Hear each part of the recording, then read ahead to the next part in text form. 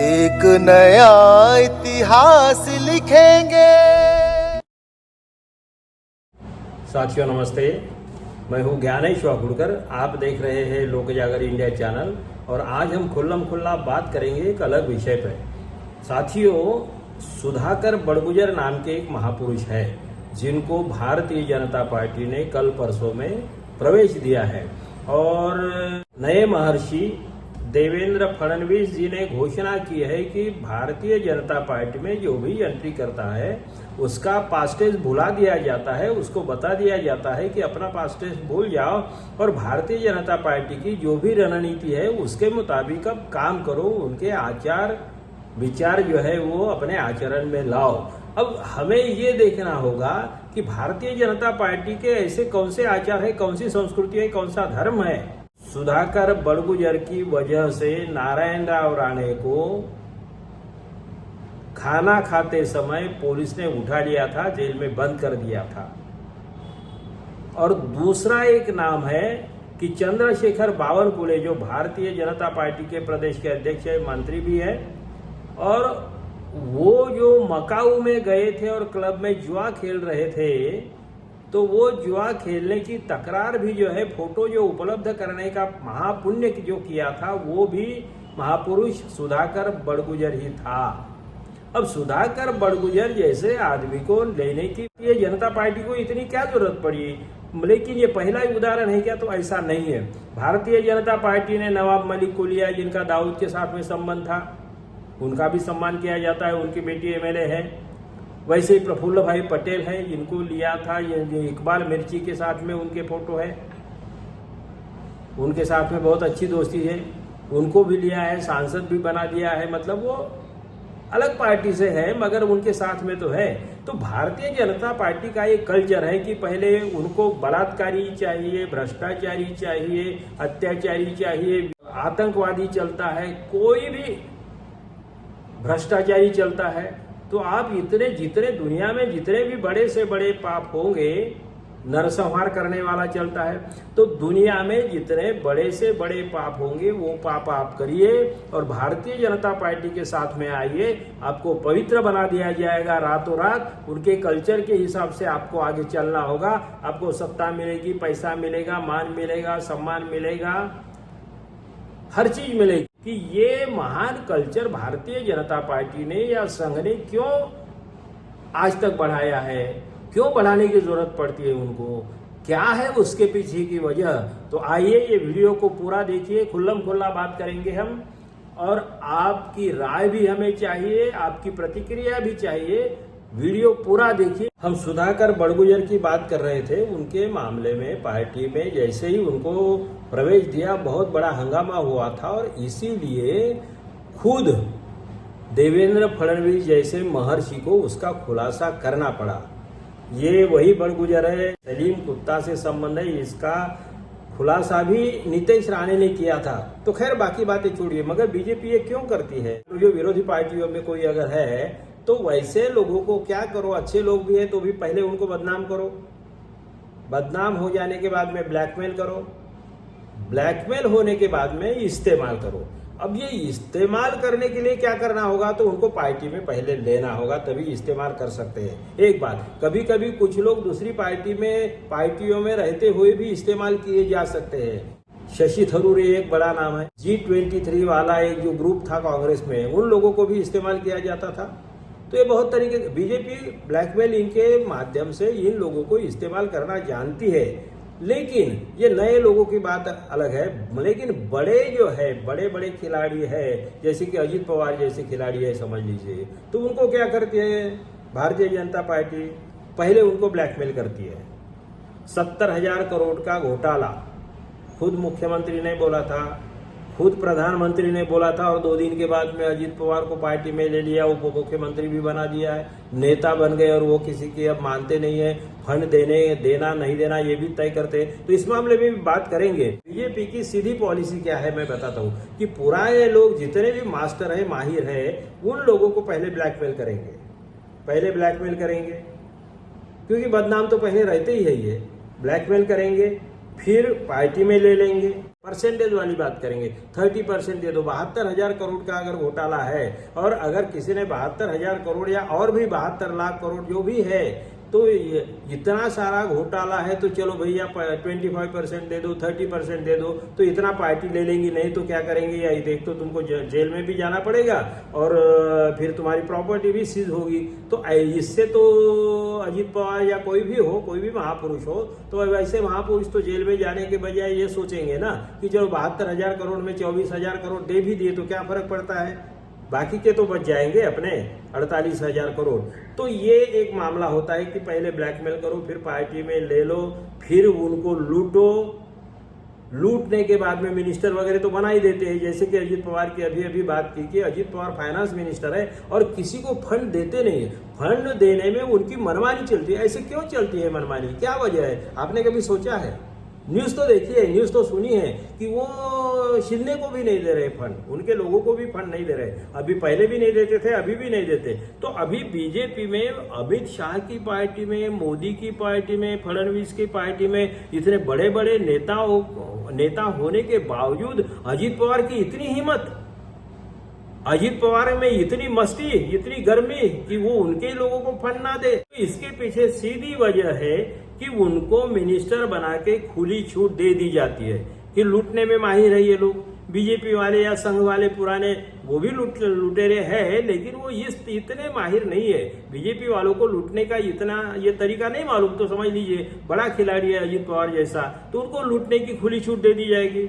खुली छूट देने के बाद में वो लूटेंगे। जैसे कि कोई आरटीओ के ऑफिस में भी होता है ना, जो कोई पुलिस है या कोई इंस्पेक्टर है कोई थाने में जो लूटने में माहिर है, तो उसकी तकरार करने के बाद में उसको थोड़ा सस्पेंड किया जाता है या कोई चौकसी इंक्वायरी वगैरह लगा दी जाती, फिर उसको रिस्टोर कर दिया जाता और फिर अच्छी जगह पे जहां लूटने की जगह है वहां पे उसको फिर से भेज दिया जाता है, ताकि ज्यादा लूटे। ज्यादा लूटने के बाद में ज्यादा हिस्सा भी मिलेगा, ऊपर तक वहां वो हिस्सा जाता है। तो अजीत पवार को क्या काम, या अजीत पवार जैसे और भी हेमंत बिस्वा शर्मा है जो भ्रष्टाचार के आरोप हुए, कई लोग हैं, नाम कितने बताओ। तो ये जो बड़े बड़े लोग हैं, निष्णात लुटेरे जो है, इसका मतलब यही है कि मनमानी तरीके से लूटने का उनको परमिशन मिल गया है और उसमें हिस्सेदारी जो भी होंगी 30% होंगी, 40% होंगी, 15% होंगी, या फिर धर्मार्थ होगा। जो भी काम लूटो मगर धर्मार्थ काम करो, तो जो भी होगा तो वो उनका अपना अंदर का फॉर्मूला है। ये सब होने के बाद में अब देखिए दो बातें हैं। ये पहले भाजपा की सत्ता नहीं थी तब बदनाम करो, ब्लैकमेल करो, इस्तेमाल करो, ये काम किया। अब सत्ता आ गई तो पुराने लोगों को अपने पार्टी में ले लो, पहले ब्लैकमेल करो, फिर पार्टी में ले लो, फिर लूटो परसेंटेज लेके, फिर लूटने की खुली छूट दे दो, सत्ता दे दो और फिर इसके बाद में बदनाम करो। समझ लीजिए बदकिस्मती से भाजपा की सत्ता आज नहीं तो कल जाने वाली है। ये 24 के चुनाव में भी जाने वाली थी, लोकसभा में तो करीब करीब गई थी, विधानसभा में भी जाने वाली थी। तो ऐसे इसमें क्या करेंगे, फिर ये इन लोगों का इस्तेमाल बीजेपी अलग तरीके से करती है। 3 लेवल पे अलग अलग तरीके से इस्तेमाल करती है बीजेपी। अब ये तीसरा तरीका ये है, पहला तरीका तो मैंने बोला कि पहले इसमें बाहर रहते हुए उनसे फायदा ले लो, फिर दूसरा तरीका अपने ब्लैकमेल करके अपने पार्टी में ले लो, फिर अनुभव का उसका फायदा उठाओ।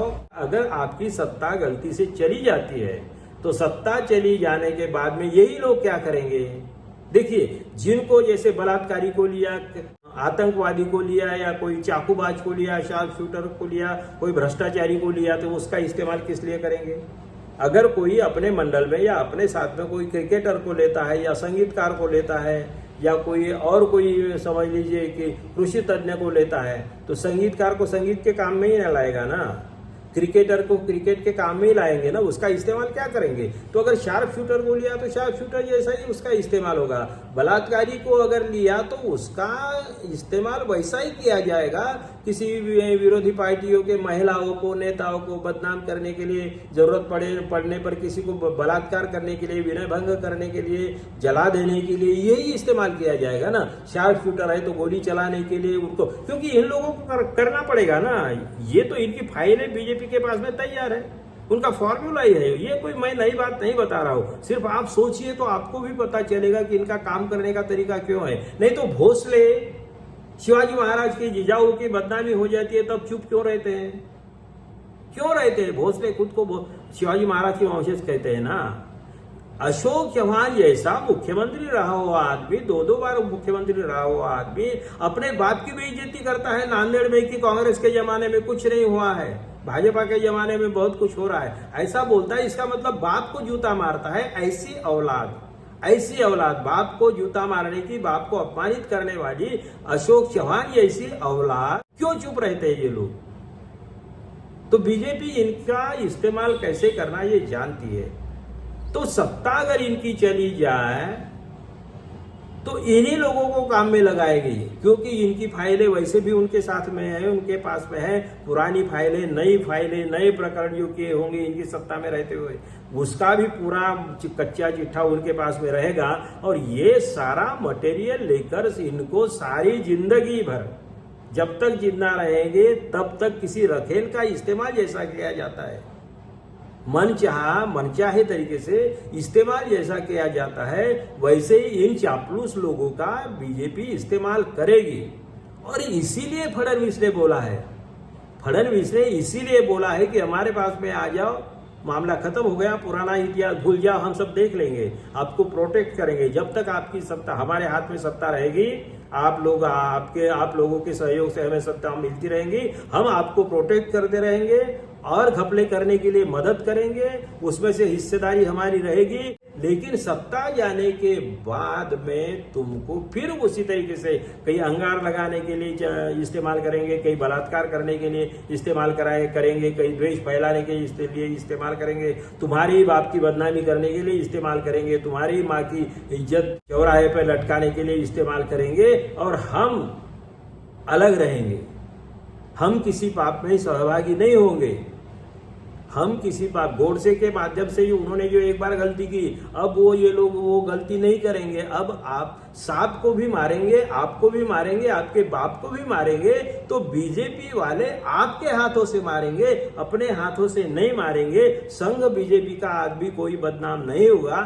इस तरीके से ये नई प्लानिंग, नई रणनीति कर रहे हैं। और इसीलिए महर्षि देवेंद्र फडणवीस ने सभी पापियों को बीजेपी में आने के बाद में माफ कर दिया जाता है, पुराना इतिहास भुला दिया जाता है। अगर समझ लीजिए कि भारतीय जनता पार्टी की सत्ता आज नहीं कल तो जाने वाली है, जाने के बाद में क्या करेंगे? शांति रहेगी, दूसरी सरकार में शांति रहेगी तो इनको चैन आएगी क्या? ये तो नहीं हो नहीं सकता। आजादी के समय में भी ये लोग चुपचाप नहीं बैठे थे, आजादी की लड़ाई में विरोध करते थे, अंग्रेजों के सेना में भर्ती होने के लिए लोगों को कहते थे। तो मतलब ये लोग देश की आजादी के खिलाफ में थे, अभी भी है। तो फिर दंगे अगर फैलाना है तो क्या गडकरी जाएंगे? किसी की बस्तियां जलानी है तो क्या फडणवीस जाएंगे? बावनकुळे को भी भेजेंगे ना, बावनकुळे को भी भेजेंगे या भोसले को भेजेंगे किसी, क्योंकि शिवाजी महाराज का नाम लेकर कोई मतलब वारिस अगर है और वो अगर बस्तियां जलाने का काम कोई करता है तो वो तो बीजेपी के लिए और संघ के लिए तो बहुत बड़ी बात है ना, ये बहुत बड़ी बात है। वो जो पडळकर जैसा कोई है महापुरुष, उसको भेजेंगे, क्योंकि वो धनगर समाज का है। धनगर समाज का आदमी ही अगर धनगर समाज की बस्तियां जलाता है तो इससे ज्यादा बीजेपी को क्या चाहिए? इससे ज्यादा खुशी की बात क्या चाहिए? आपके ही हाथों से, आपके ही बच्चों के हाथों से आपकी बस्ती अगर जलाई जाती है तो यही तो क्रांति है ना, यही तो हेडगेवार ने बोला है ना, यही तो गोळवलकर गुरुजी ने बोला है ना, यही तो सबका साथ सबका विकास है ना। अडवाणी की बेइज्जती जो करवाई वो तो मोदी के हाथों से करवाई ना, तो वो भी आपका आदमी, ये भी आपका आदमी। आप देखते बैठिए, आप चेला हो, गुरु हो, क्या है, एक दूसरे के छाती पे बैठे रहो, क्या फर्क पड़ रहा है? जब तक देश को बर्बाद करना है आपको इस्तेमाल करेंगे। जब पूरी तरीके से उनके हाथों में सत्ता आ गई तो बराबर फडणवीस को बिठा देंगे। बदनाम होने के लिए आप है, सत्ता भोगने के लिए फडणवीस है, और क्रेडिट भी उन्हीं को मिलेगा। तो ये है भारतीय जनता पार्टी की रणनीति। और इसीलिए समझने की कोशिश करिए, अंधभक्त मत बनिए। आप देखते रहिए लोक जागर इंडिया चैनल, लाइक करिए, शेयर करिए, सब्सक्राइब करिए। धन्यवाद। आने वाला कल है, यही मेरे देश का कल है। एक नया इतिहास लिखेंगे।